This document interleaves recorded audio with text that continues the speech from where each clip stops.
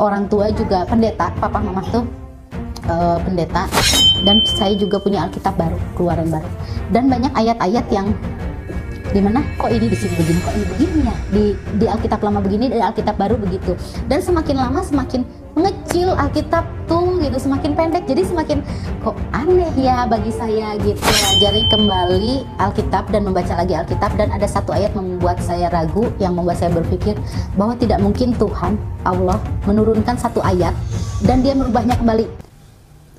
Kepada sahabat ngaji cerdas, saya memperkenalkan diri, nama saya Deborah Christine Mikaelio.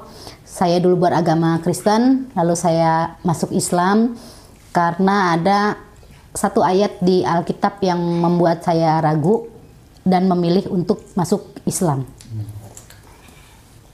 Kegiatan sekarang apa, Bu?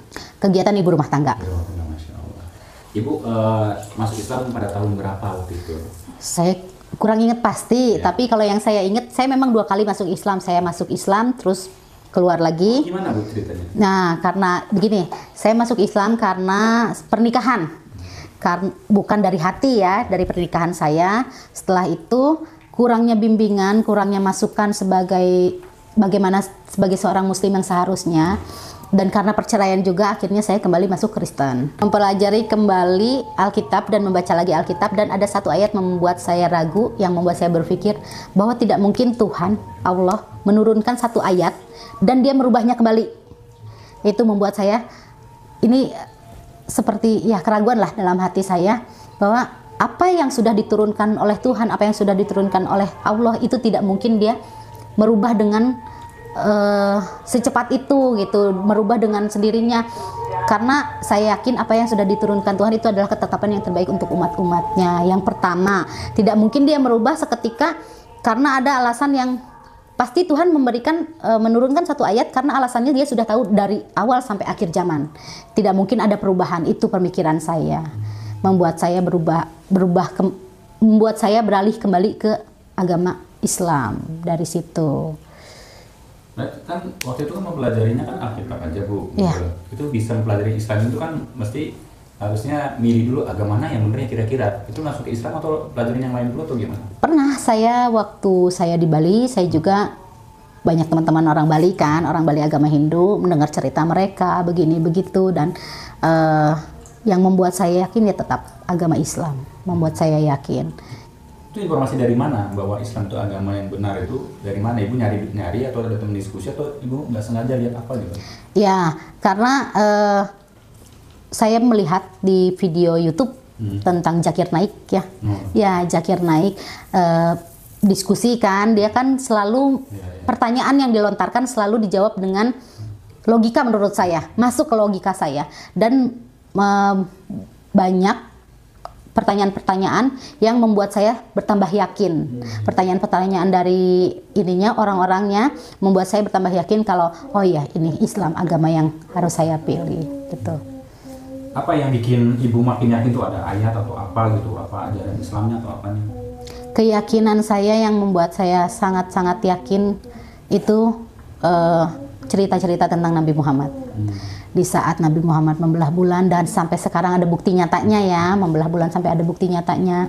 Dan kalau di Al-Quran tuh banyak apa yang bukan banyak ya, saya nggak tahu ya, karena mungkin saya baru bacanya sedikit, ayat-ayat yang membuat saya tambah meyakini bahwa oh iya, Islam adalah agama yang baik gitu. Apa yang bikin ibu ragu banget di Alkitab tuh, apa ayat yang tentang apa? Ayat tentang babi, makan yang haram. Ya, di situ kan di Perjanjian Lama ditulis bahwa makanan yang diharamkan, disebutkan di situ ada binatang bertaring dan lain sebagainya, dan babi. Tapi kenapa membuat saya ragu? Tapi kenapa kok orang Kristen sekarang itu menghalalkan kembali itu babi? Saya komunikasi sama adik saya, kebetulan adik saya memang pelayan gereja, komunikasi karena ada perubahan di Perjanjian Baru. Saya berpikir di situ, kok sudah diturunkan satu ayat bahwa itu haram? Sebentar. Nih. Itu lagi dibeli sama Ii. Sebentar, lagi dibeli sama Ii. Ya. Di situ di ya ayat itu kenapa sudah diharamkan, kenapa Tuhan menghalalkan kembali. Itu kan sesuatu yang biasanya gini deh, saya kasih gambaran seperti ini. Seorang ibu atau seorang ayah melarang anaknya melakukan sesuatu, pasti akan terus dia larang sampai dewasa, sampai si anak ini akan berpikir, misalnya gini, mama ngelarang kamu melakukan ini, tidak mungkin dirubah suatu hari, tidak mungkin dirubah sama si orang tua karena alasan tertentu. Kan apalagi hal itu hal yang sangat-sangat riskan lah ya, hal yang sangat-sangat berdosa lah gitu ya. Gak mungkin kan sama kita yang tadinya dilarang sebagai seorang tua, terus tiba-tiba suatu hari ya udahlah terserah kamu, atau kita bilang ya udah mama izinin kamu melakukan ini. Kan itu gak mungkin nih kita sebagai orang tua, apalagi sebagai Tuhan. Tuhan sudah mengharamkan, kenapa tiba-tiba Tuhan menghalalkan kembali itu. Nah, terus yang membuat saya kembali meragukan agama Kristen, saya masih punya dulu Alkitab dari almarhum papa saya. Dan saya juga punya Alkitab baru, keluaran baru.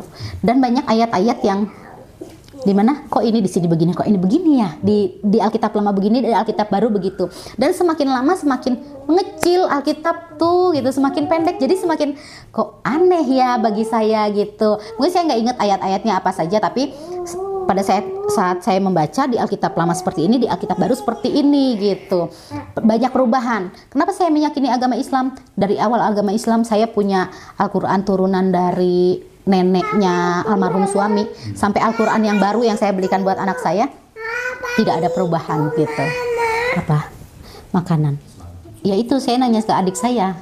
Adik saya agama Kristen kan, dia pelayan di gereja, dia cuma menjelaskan kan udah dirubah lagi Kak ke perjanjian baru.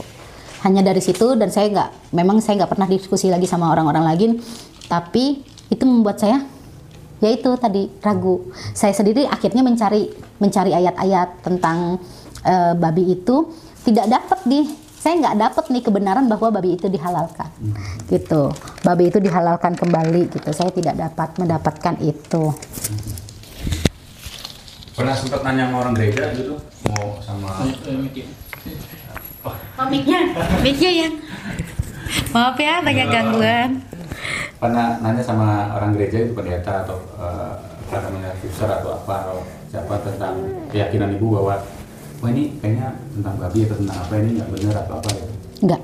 Enggak. Diskusi sama adik aja? Diskusi sama adik, dan saya mencari tahu sendiri di Google, saya mencari tahu sendiri di YouTube, dan mungkin memang dari situ hikmahnya ya, hikmah yang Tuhan berikan, Allah berikan kepada saya untuk saya kembali menganut Islam. Yang ibu senang dari agama Islam itu ketika masuk agama Islam itu apa? Bukannya agama Islam itu repot Bu, kalau agama sebelumnya kan seminggu sekali, sekarang kan 5 hari sekali, apalagi waktu subuh loh Bu. Betul. Itu gimana coba Bu, jelaskan ketika pengalaman ketika masuk Islam. Nah, pas masuk lagi Islam memang berat juga sih bagi saya. Berat juga karena harus, masih panas, tunggu sebentar, biarkan dingin dulu ya. Karena banyak doa-doa, banyak apalagi sebagai seorang muslimah ya, seorang perempuan Islam itu kan harus berkerudung, harus menutup aurat seperti ini seperti itu. Awalnya juga masih buka tutup nih aurat gitu ya, dan baca doa ini doa itu. Tapi lama-lama membuat saya berpikir, oh iya, seperti itu, balik lagi seperti seorang ibu kepada anaknya, seorang bapak kepada anaknya. Saat kita mau meminta sesuatu kan nggak mungkin kita ngomong sekali ya, dan kita minta agar nggak mungkin dikasihnya kue gitu kan. Kan di Islam tuh ada doa makan, doa semuanya kan beda-beda gitu. Beda dengan agama saya yang dulu kan, kita bisa mengucapkan doa apapun lah itu, dimanapun.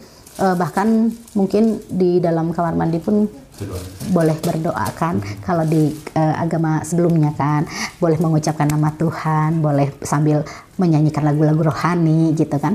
Nah, ada larangan kan kalau di agama Islam. Itu membuat saya berpikir, oh ya benar ya, kan di kamar mandi ruang yang kotor, di mana kita buang hajat, di mana kita buang hajat kecil, hajat besar, kita mandi, kita membersihkan diri. Kenapa di Islam tidak boleh? Kenapa di agama yang lain boleh? Itu membuat perbandingan lagi nih buat saya gitu, membuat perbandingan lagi buat saya. Terus saya pernah gini, satu hari saat itu mungkin keislaman saya belum betul-betul, dan sampai sekarang juga mungkin belum ya. Saya sangat-sangat membutuhkan sesuatu lah. Dan pada saat itu saya pulang ke rumah, saya berdoa, saya sholat, saya berdoa. Baru saya selesai mengucapkan amin dengan benar-benar meminta gitu sama Allah. Langsung ada telepon berdering. Terus dari telepon itu menyelesaikan permasalahan saya yang saya butuh saat itu juga gitu. Itu membuat saya tambah, oh iya ya, ini kuasa dari Allah gitu. Ini kuasa dari Tuhan, kuasa yang nggak mungkin manusia bisa. Saya nggak ada ngomong nih ke manusia yang ini, ke orang yang ini nih, saya nggak ada cerita tentang permasalahan saya, tiba-tiba dia menelpon saya, dia memberikan solusi atas permasalahan saya gitu.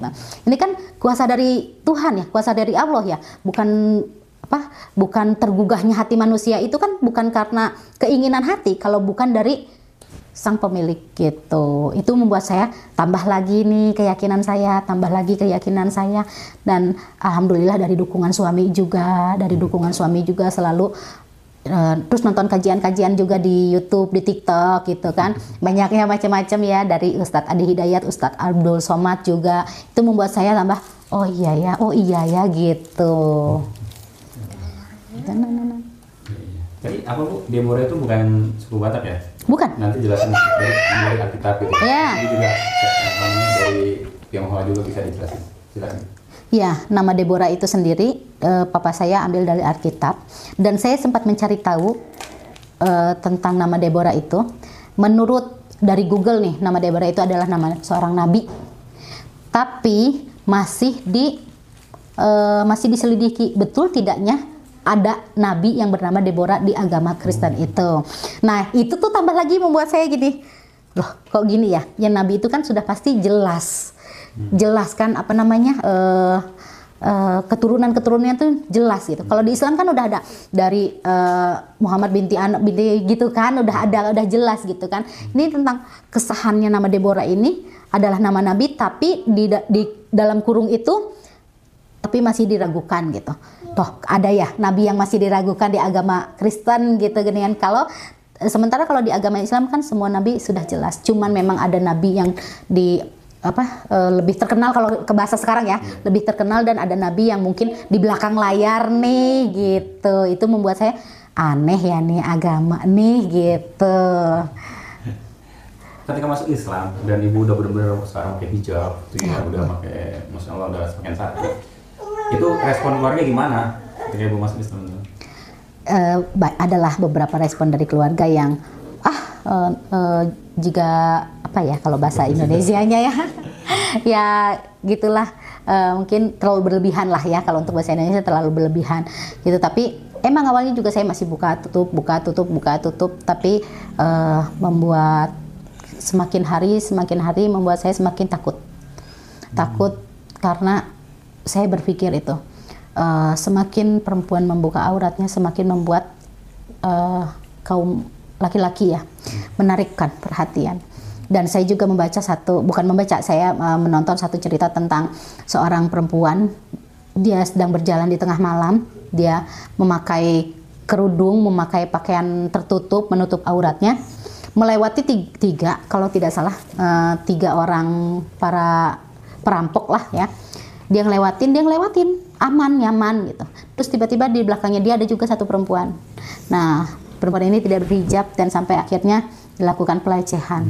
Nah, si perempuan yang berhijab ini bertanya kepada, jadi saksi kan, bertanya kepada 3 perampok itu, kalau nggak salah 3 deh, kenapa tidak saya, karena saya yang lewat duluan, karena kamu ada yang menjaga. Itu membuat saya, oh iya ya, berarti memang benar ya, perempuan memang harus menjaga dan menutup gitu.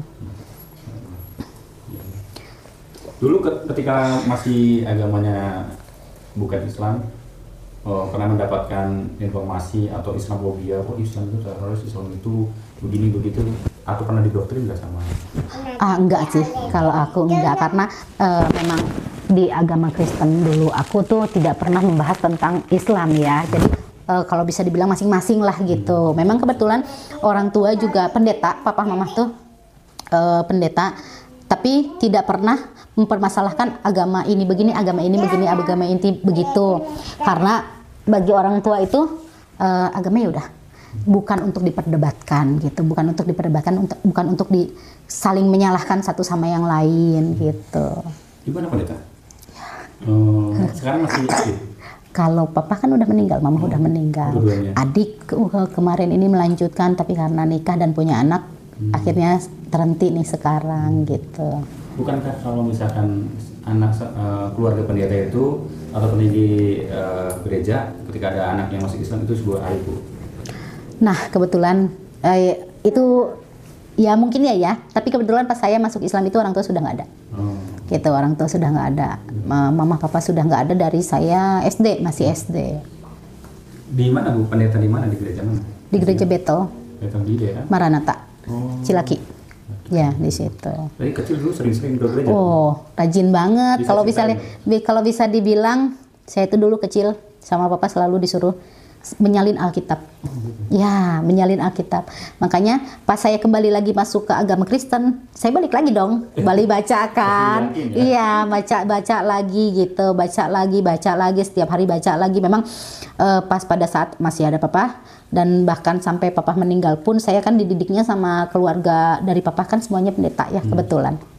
Itu tiap hari kerjaannya kalau pulang sekolah selesai ngerjain PR dan lain sebagainya, kita menyalin Alkitab nih. Kita menyalin Alkitab, menyalin lagi ayat-ayat di Alkitab. Sampai kalau kata Islamnya mah hatam, balik lagi, hatam, balik lagi, hatam, balik lagi. Cuman mungkin pada saat itu saya masih kecil juga, masih ya udah nyalin aja gitu, baca aja, nggak menyerapi gitu, nggak. Sampai akhirnya pas saya udah punya anak, baru pas saya baca membuat keraguan itu yang tadi saya ceritakan. Ya gitu. Sekarang kalau ikut kajian-kajian gimana, Bu? Ada pembinaan kah atau ikut majelis taklim atau apa ya? Nggak ada sih kalau pembinaan, saya cuman dari teman-teman juga, dari teman SMA di Alatip. Ya, Masjid Alatip Bandung, tapi saya juga sekarang karena udah jauh jadinya kurang ke sana.